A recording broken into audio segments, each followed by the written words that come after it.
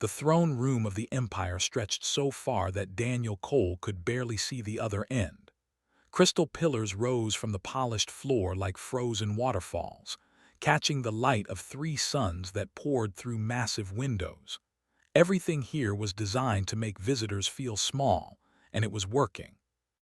Daniel stood at attention near the back of the human delegation, his powered armor humming softly against his body. He was not here to talk or negotiate. He was here to watch, to protect, and to stay quiet. Ambassador Perry handled the talking, and she was good at it. She smiled at the right moments, nodded when the aliens expected her to nod, and never let the insults bother her.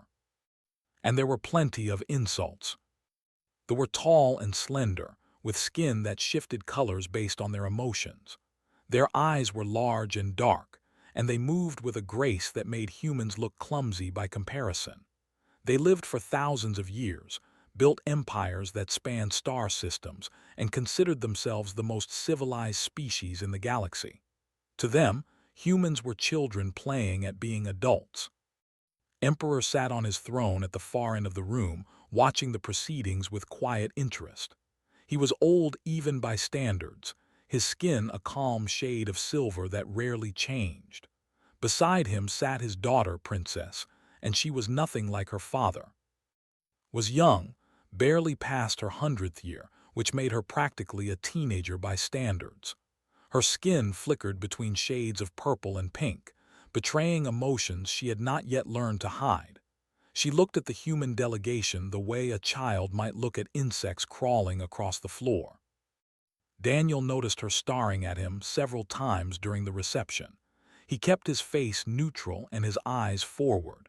He had dealt with worse than a spoiled princess in his 32 years of life. The formal speeches ended, and the delegates began to mingle. Servants brought trays of food and drink that humans could not safely consume. Daniel remained at his post, watching Ambassador Perry navigate conversations with representatives from a dozen different species. She was trying to secure trade agreements, mining rights, anything that would help humanity establish itself in the galactic community. It was slow work. Most species had known each other for. Humans had only discovered faster-than-light travel 50 years ago. They were newcomers, outsiders, and nobody trusted them yet. Daniel saw Princess approaching before Ambassador Perry did. The young princess walked with a group of her friends, other noble children from various species, and they were all looking at the humans with amusement. Daniel shifted his weight slightly, preparing for trouble. Stopped directly in front of Ambassador Perry and tilted her head, studying the human woman like she was examining a strange animal. Her skin turned a bright shade of orange, which Daniel had learned meant mockery or contempt. Ambassador Perry said, her voice carrying across the room, "I have a question about your species, if you do not mind." Perry smiled politely. "Of course, Princess, I'm happy to answer." "How do you accomplish anything with such short lives?" asked. "You barely have time to learn before you begin dying. It must be frustrating to be so temporary." The room grew quieter. Other delegates turned to watch, curious how the human would respond to the insult. Perry kept her smile in place. "We have learned to work quickly, Princess, and we pass our knowledge to our children who build upon what we have learned. Each generation reaches a little higher than the last." Laughed, a musical sound that held no warmth. How inspiring! Like insects building a hive, each one contributing before being replaced by the next. Her friends laughed with her. Daniel felt his jaw tighten but said nothing. This was not his battle to fight. But then turned her attention to him. She walked past Ambassador Perry and stopped in front of Daniel, looking up at his armored form with exaggerated curiosity. Her skin flickered through several shades of orange and yellow, broadcasting her amusement to everyone watching. "And what is this?" she asked loudly. "A human warrior, how precious." Daniel looked straight ahead, not meeting her eyes. "Sergeant Daniel Cole, Princess, security detail." "Security," repeated, drawing out the word. She reached out and tapped a finger against his chest plate. The armor rang softly. You wear a shell, like a frightened creature hiding from predators. Is this what human strength looks like? Metal and machinery because your bodies are too soft and weak to protect themselves. Daniel remained silent. He could feel the eyes of the entire room on him. Circled him slowly, examining his armor with theatrical interest. No claws, no natural weapons, no scales or thick skin. Your species must be so fragile. Without this shell, you would be helpless, yes. A strong wind might knock you over. A child of my species could defeat you in combat. Her friends laughed again. Even some of the older delegates smiled, enjoying the show. Ambassador Perry stepped forward. Princess, Sergeant Cole is one of our finest soldiers. His record speaks for itself. I am sure it does, said dismissively. Among humans, anyway. But here in the real galaxy, he is just another soft creature hiding inside a metal box. She turned away, clearly finished with her entertainment. Daniel allowed himself one slow breath, releasing the tension in his shoulders. He had been called worse things by better people. The words of a sheltered princess meant nothing to him. Emperor watched from his throne, his expression unreadable. Daniel wondered if the emperor approved of his daughter's behavior or merely tolerated it. Either way, it was not his concern. The reception continued. Ambassador Perry resumed her conversations, working twice as hard to overcome the damage mockery had caused. Daniel returned to watching, waiting and staying quiet. Then the alarm started. The sound cut through the throne room like a blade, high and piercing and impossible to ignore. The crystal pillars vibrated with the force of it. Delegates stopped talking and looked around in confusion. Emperor rose from his throne, his skin shifting to a deep shade of red. He spoke rapidly in his own language, and guards began rushing toward the exits. Daniel activated his communication system. Command, this is Cole. What is happening? Static answered him. He tried again, switching frequencies, but every channel was dead. Ambassador Perry grabbed his arm. Daniel, what is going on? Before he could answer, the far wall of the throne room exploded inward. Through the smoke and debris came shapes that Daniel recognized from intelligence briefings. Bodies, razor-sharp limbs, and hundreds of clicking mandibles. The collective had arrived, and they were not here to talk. They poured through the broken wall like a flood of nightmares. They moved on 6 legs, their bodies covered in dark armor that was part of their own flesh. Each one stood taller than a human, with arms that ended in curved blades instead of hands. Their heads were masses of eyes and mandibles that clicked together as they advanced. Daniel had read about them in the briefings. The collective did not conquer worlds. They harvested them. They took living beings apart and used the pieces to grow more of their kind. Every species in the galaxy feared them, and now they were here. The throne room became chaos in seconds. Guards fired energy weapons at the attackers, but they were fast and their armor was thick. For everyone that fell, 3 more came through the gap. Delegates screamed and ran in every direction, trampling each other in their panic to escape. Daniel grabbed Ambassador Perry and pushed her toward a group of guards. Stay with them. Get to the escape ships. What about you? Perry shouted over the noise. I will find you, go. He did not wait to see if she listened. There were too many between the delegates and the exits, and someone needed to slow them down. Daniel raised his rifle and started firing. His first 3 shots dropped a warrior that was about to reach a group of fleeing servants. His 4th and 5th shots wounded another, slowing it enough for the servants to escape. He moved through the chaos, picking targets, creating openings for people to run. A blade came at his head. Daniel ducked and put 2 rounds through the creature's chest. Another lunged at him from the side. He blocked its arm with his rifle and kicked it backward, then finished it with a shot to the head. His armor took a hit that would have killed him without it. The impact knocked him sideways, but he stayed on his feet. Another hit, then another. They were fast, but his armor was holding, for now.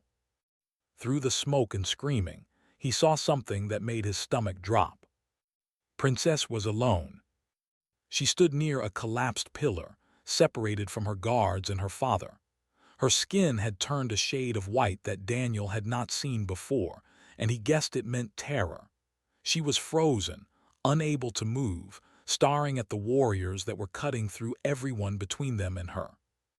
Daniel did not think, he just moved. He crashed through a that was blocking his path, using his armored shoulder as a battering ram. He shot another without slowing down. A blade caught his arm and scraped across the metal, leaving a deep gouge but not breaking through. He kept running. He reached just as two warriors closed in on her. Daniel put himself between the princess and the attackers, firing until his rifle clicked empty. He dropped it and drew his sidearm, dropping one with 3 quick shots. The other got close enough to swing at him. He took the hit on his chest plate and drove his armored fist into the creature's head. "Move," he said "we need to go now." She stared at him with those huge dark eyes, her skin still that terrible shade of white. She did not move. Daniel grabbed her arm and pulled her with him. She stumbled but followed, too shocked to resist. He led her away from the main battle toward a side corridor that seemed clear. Behind them, the sounds of fighting continued. Screams, weapons fire, the clicking of mandibles. They made it into the corridor, and Daniel sealed the door behind them. It would not hold long, but it would buy them time. "We need to reach the secure areas," said, her voice shaking. "My father will send guards. They will find us." Daniel checked his sidearm. Half a magazine left. His rifle was back in the throne room, empty and useless. His armor had taken significant damage, and several systems were flashing warnings. "Communications are jammed," he said. "No one knows where we are. No one is coming." Skin flickered through several colors before settling on a pale blue that might have meant despair. "Then we hide. We wait until the fighting stops. If the win, hiding will not save us. They will search every room, every corridor. They do not leave survivors." "Then what do we do?" Daniel looked down the corridor. He could hear movement in the distance. They were spreading through the palace, hunting for survivors. It was only a matter of time before they found this corridor. He began removing his armor. Watched in disbelief as he unlatched his chest plate and let it fall to the floor. The crash echoed through the corridor. He removed his arm guards next, then his leg plates, dropping each piece with the same heavy sound. "What are you doing?" she demanded. "Are you surrendering? Are you insane?" Daniel continued working, pulling off the last pieces until he stood in nothing but his base uniform. He looked smaller without the armor, more human. The fabric clung to a body that was lean and covered in marks from old wounds that had healed but never faded. "The armor slows me down," he said calmly. "Against in tight spaces, speed matters more than protection. I need to be able to move." "You will die without it. They will cut you apart." "Maybe." Daniel drew his combat knife from his boot and held it alongside his sidearm. "But I will take some of them with me, and you will have time to run." Shook her head. "This is madness. You cannot fight them like this. You are just a human. You are soft. You are fragile. You said it yourself. You have no natural weapons, no armor, nothing." Daniel looked at her, and something in his eyes made her stop talking. "Princess," he said quietly, "you have no idea what humans are." The sounds in the corridor grew louder. They were coming. Daniel stepped forward to meet them, and Princess saw the soft, fragile human disappear. What remained was something else entirely, something that scared her more than the monsters approaching. He moved toward the enemy with no hesitation, no fear, and no intention of stopping until one side was dead. They had made a terrible mistake coming here. They just did not know it yet. The first came around the corner and died before it understood what was happening. Daniel moved low and fast, sliding under its reaching blades and driving his knife up through the soft tissue beneath its jaw. The creature collapsed, and Daniel was already past it, already moving toward the next one. Pressed herself against the wall and watched. She had seen warriors fight. She had watched recordings of battles between the great species of the galaxy. She had never seen anything like this. The human fought like something broken loose from a cage. There was no elegance in his movements, no grace or beauty. He was brutal and efficient and relentless. He did not dance around his enemies like the did. He crashed into them, took their blows, and kept coming until they stopped moving. A blade caught his shoulder, cutting through fabric and flesh. Blood sprayed across the corridor wall. Daniel did not slow down. He put 3 rounds into the creature's face and used its falling body as a shield against another attacker. Had said he was fragile. She had called him soft. She watched him take wounds that would have dropped a warrior and continue fighting as if they meant nothing. Another fell to his knife, another to his sidearm. He was bleeding from half a dozen cuts now, leaving red smears on the crystal walls as he moved. His breathing was heavy and ragged, but his hands never shook. 2 more rushed him at once. Daniel shot one in the leg, dropping it, then met the other head-on. The creature was bigger than him, stronger than him, with blades for arms and armor for skin. It should have killed him easily. Daniel grabbed its arm as it swung, using the creature's own momentum to throw it off balance. He drove his knife into the gap between its head and body, twisted, and pulled back as the collapsed. The wounded one tried to rise. He finished it with a single shot. Counted 7 dead in the corridor. 7 of the most feared killers in the galaxy, brought down by one human without armor, without advanced weapons, without anything but a knife and a half-empty gun. And he was still standing. Daniel turned to look at her, and she saw his face clearly for the first time since the fight began. He was pale from blood loss, his features tight with pain, but his eyes were calm, focused. He looked at her like he had just finished a routine task rather than killing 7 monsters. "More coming," he said. His voice was steady despite his injuries. "We need to move." He walked past the bodies without looking at them, leaving bloody footprints on the floor. Followed because she did not know what else to do. Her entire understanding of humans had been destroyed in the span of minutes, and she had not yet figured out what to replace it with. They moved through the corridors, Daniel leading with his knife in one hand and his sidearm in the other. He checked every corner, every doorway, every shadow. He moved like he expected death around every turn and was ready to meet it. "How?" finally asked. "How are you still alive? How can you keep moving with those wounds?" Daniel glanced back at her. Adrenaline, training, stubbornness. "That is not an answer. It is the only one I have." They reached an intersection and Daniel stopped. He leaned against the wall for a moment, his eyes closing briefly.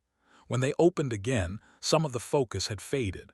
The wounds were taking their toll. "Your species," said quietly. "You evolved on a death world. I read that in our records, but I did not understand what it meant." "Everything on Earth tried to kill us," Daniel said. "The animals, the weather, the diseases, even the plants. We survived because we refused to die. It became part of who we are. But you have no natural defenses. No armor, no claws, no venom." "No," Daniel pushed off from the wall and checked the corridor ahead. "We had to make our own. And when those fail, we have to keep fighting anyway. That is what humans do. We endure." Thought about his words as they continued moving. She had lived for over 100 years, and in that time she had never once faced real danger. Her life had been comfortable and safe, protected by guards and technology and the power of her father's empire. Daniel Cole had lived for barely 30 years, and he had spent most of them learning how to survive in a universe that wanted him dead. They found another group of around the next corner, 3 of them clustered around a sealed door they were trying to break through. Daniel raised his sidearm and fired twice. One dropped. He fired again, and the gun clicked empty. He threw it at the second's face and charged with his knife. The fight was shorter this time, more desperate. Daniel was slower now, weaker. He killed the second but took a deep cut across his chest in return. The third one grabbed him by the throat and lifted him off the ground. Screamed, but she did not run. She could not explain why. Some part of her refused to leave this human to die alone after everything he had done. Daniel did not scream. He drove his knife into the arm again and again until the creature's grip loosened. He dropped to the floor, gasping, and stabbed upward into the throat. The monster fell on top of him, and for a long moment nothing moved. Then Daniel pushed the body aside and tried to stand. He made it halfway before his legs gave out. "Princess," he said, his voice barely above a whisper, "you need to run, find the secure areas, find your father.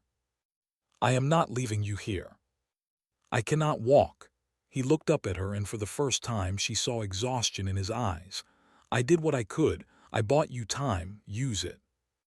Looked at the human lying on the floor, covered in blood, both his own and otherwise. She thought about everything she had said to him in the throne room. The mockery, the insults, the laughter. He had protected her anyway. She knelt beside him and grabbed his arm. "I am not leaving you, so you need to help me get you moving." Daniel stared at her for a moment. Then something that might have been a smile crossed his face. "Stubborn," he said. "Good, you might survive this yet."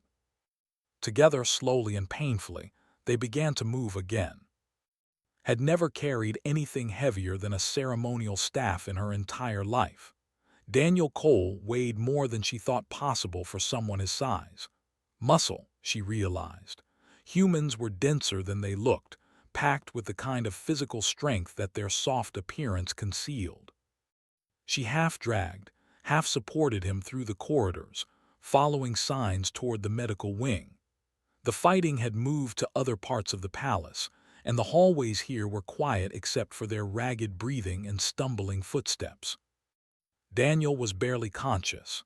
He leaned against her, his feet moving through pure instinct while his mind drifted somewhere between waking and darkness. Blood continued to seep from his wounds, leaving a trail that any hunter could follow. They found a small storage room and decided it was as good a place as any. She lowered Daniel to the floor as gently as she could manage, then sealed the door behind them. Her hands shook as she searched the shelves for medical supplies. She found basic bandages, cleaning solutions, and a few tools she did not recognize. It would have to be enough. Daniel's eyes opened as she knelt beside him. "What are you doing?" "Trying to stop you from dying." Pressed a bandage against the worst wound on his chest. "Hold this." He lifted a weak hand to keep the bandage in place while she worked on the cuts across his arms and shoulder. She had no training for this, no experience. She simply did what seemed logical and hoped it would help. "You should have run," Daniel said quietly. "You keep saying that." "Because it is true." Looked at him, her skin shifting to shades of gold and orange that she could not control. "You protected me. After everything I said to you, after I mocked you in front of everyone, you still protected me. Why?" Daniel was quiet for a moment. When he spoke, his voice was tired but steady. "Because it was the right thing to do. I insulted you. I called you weak and fragile. I laughed at you." "Yes." "And you saved my life anyway." "Yes." Sat back staring at him. "I do not understand. Among my people, honor demands response. If someone insults you, you answer the insult. You do not protect them afterward." Daniel managed a small shrug that made him wince. Different cultures. Humans learn to separate personal feelings from duty. You hurt my pride a little, sure, but that did not mean you deserved to die. Those are two different things. How can you separate them so easily? Practice? Daniel's eyes drifted closed for a moment, then opened again with effort. And perspective. I have been insulted by worse people for worse reasons.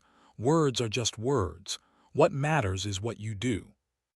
Continued working on his wounds, thinking about what he said. The concept was alien to her, completely outside her experience. Among the words were power. An insult could start wars, end alliances, destroy families. The idea that someone could simply choose not to care seemed impossible. "Tell me about your world," she said, partly to keep him talking, partly because she genuinely wanted to know. "Earth," Daniel's voice grew distant, remembering. "It is beautiful and terrible. Blue oceans, green forests, mountains that touch the clouds. But everything there wants to kill you. The animals, the weather, the diseases. Even the air can kill you in the wrong places. And humans survived this. We did more than survive. We conquered it. Built cities, created technology, spread across the entire planet. We fought every danger our world could throw at us, and we won." He paused. "Well, mostly won. Earth still surprises us sometimes." Finished bandaging his wounds and sat beside him. "You said you evolved to refuse to die, but that is not quite right, is it? You evolved to keep fighting even when death seems certain." Daniel looked at her with something like respect. "You are smarter than you pretend to be, princess." "I am young. My people expect me to be foolish, so I act foolish. It is easier than fighting their expectations." "That sounds exhausting." "It is," surprised herself with the admission. She had never told anyone that before. "I am supposed to be shallow and silly and concerned only with pleasure. A princess who causes no trouble and makes no demands. Anything else would be inconvenient for those who prefer me manageable." Daniel studied her face. "You could be more. You could choose to be more. And face the consequences. Challenge my entire culture. Become something my people do not want me to be." "Yes." The simple answer hung in the air between them. Felt her skin shifting through colors she could not identify, emotions she had never learned names for. Before she could respond, they heard footsteps outside the storage room. Heavy footsteps, multiple sets, moving with purpose. Daniel tried to rise, reaching for a knife that was no longer there. He had lost it somewhere in the last fight. He had nothing left, no weapons, no strength, nothing but the stubborn refusal to stop trying. Stood and moved toward the door. "Stay down, I will handle this." "Princess, if it is. Then we die together, but I do not think it is." She opened the door and found herself facing a squad of royal guards with weapons raised. Behind them, pushing through the formation with desperate urgency, was Emperor himself. Her father grabbed her shoulders, his skin cycling through colors faster than she had ever seen. "You are alive. We searched everywhere, we thought." Father stepped aside, revealing Daniel collapsed on the floor behind her. "This human saved my life. He protected me when everyone else was gone. He fought through a dozen warriors with nothing but a knife, and he is dying because of it." Emperor looked at the wounded human, then at the blood covering his daughter, then at the trail of bodies they had left behind in the corridors. His skin settled into a shade of deep blue that meant many things, but most of all meant respect. "Bring medical teams immediately," he commanded. "The best we have. This human will not die in my palace." Guards rushed to comply. Knelt beside Daniel again as medical staff arrived and began working on his wounds. "You saved me," she said softly. "Now let us save you." Daniel's eyes met hers one last time before consciousness finally slipped away. He was still trying to speak, still trying to fight, still refusing to stop. Daniel Cole opened his eyes to a ceiling made of crystal. Light filtered through it in soft rainbow patterns, gentle and warm. For a moment he did not know where he was or how he had gotten there. Then the memories came back in pieces. The throne room, the princess, fighting, falling, darkness. He tried to sit up, and pain reminded him that he was still human after all. "Easy," a voice he recognized. Ambassador Perry sat beside his bed, looking tired but relieved. "You have been unconscious for 3 days. The doctors said your injuries should have killed you twice over." "Did everyone make it?" Daniel asked. "Most of the delegation, yes, thanks largely to you." Perry leaned forward. Daniel, what you did in that palace is already becoming legend. The guards found the corridor where you fought. They counted 11 bodies, 11, without armor. Daniel lay back against the pillows. I stopped counting after the first few. The emperor wants to see you, so does the princess. The entire palace has been talking about the human who removed his armor and charged towards certain death. Perry shook her head slowly. You terrified them, Daniel. Not they look at you differently now. They look at all of us differently. Before Daniel could respond, the door opened. Princess entered, followed by two guards who remained near the entrance. She looked different than she had during the reception. Her skin was a calm shade of silver, similar to her father's, and she carried herself with a composure that seemed new.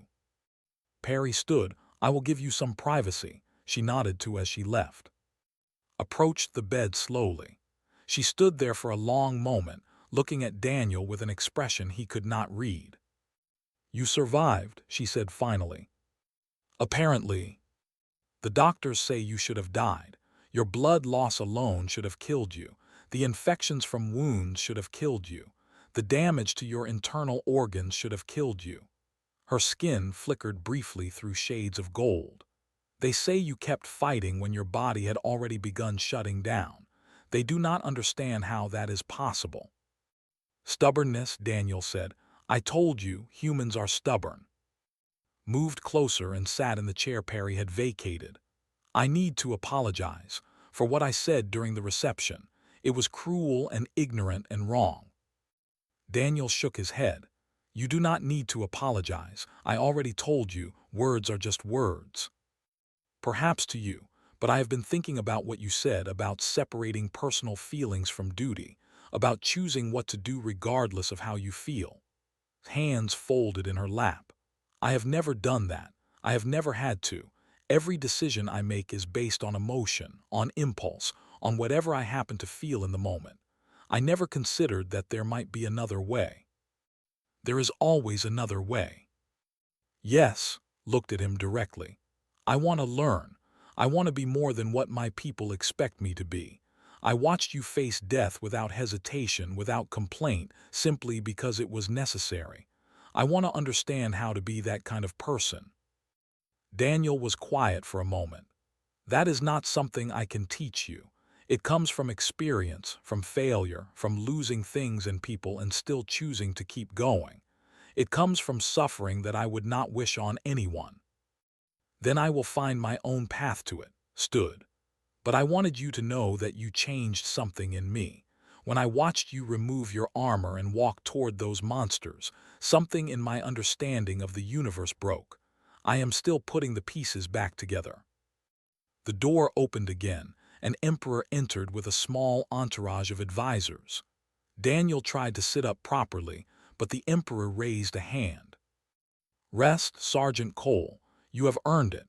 Moved to stand at the foot of the bed. His skin was a steady shade of deep blue. I have come to thank you personally for saving my daughter's life. The Empire owes you a debt that cannot be repaid. I was just doing my job, Emperor. No, shook his head. What you did went far beyond duty. My guards reviewed the recordings from the palace security systems. We watched you remove your armor and advance on enemies that outmatched you in every way. We watched you take wounds that should have stopped you and keep fighting. We watched you protect my daughter with nothing but will and determination. The Emperor paused. I have lived for 3,000 years. I have never seen anything like it. Daniel said nothing. There was nothing to say. The Galactic Council has viewed humans as primitives, continued. Short-lived, technologically inferior, barely worth consideration. I shared that view until 3 days ago. Now I understand that we were measuring the wrong things. You do not need long lives because you pack more living into each moment. You do not need natural weapons because you make yourselves into weapons when necessary. You are not weak. You are simply different. And that difference may be the most valuable thing humanity brings to the galaxy. The Emperor gestured to one of his advisors, who stepped forward with a small crystal object that pulsed with inner light. This is the star of the highest honor our empire can bestow on an outsider. In 3,000 years, we have given it to exactly 7 individuals. You are the 8th. Place the crystal on Daniel's chest. More importantly, I am announcing a change in how the empire will interact with humanity. You will be treated as equals, as allies, as partners in building the future of this galaxy. Daniel looked at the crystal, then at the Emperor, then at Princess, who watched from near the door with an expression of quiet pride. "Thank you, Emperor," he said simply. The ceremony ended, and the officials departed, lingered for a moment at the door. "My father is offering you a position," she said. "A permanent liaison between humanity and the court. You would live here, advise our people on human matters, help bridge the gap between our species. Is that what you want?" Smiled, and it was the first genuine smile he had seen from her. "I think I still have much to learn about humans. Having one nearby would help." She left, and Daniel lay alone in the crystal room, watching the light filter through the ceiling. He thought about everything that had happened. A week ago, he had been a security guard at a diplomatic reception. Now he was apparently an ambassador and a hero, and a symbol of everything humanity could be.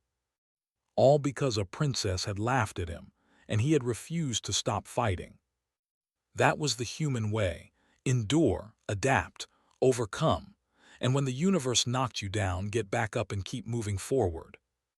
Daniel Cole closed his eyes and let himself rest.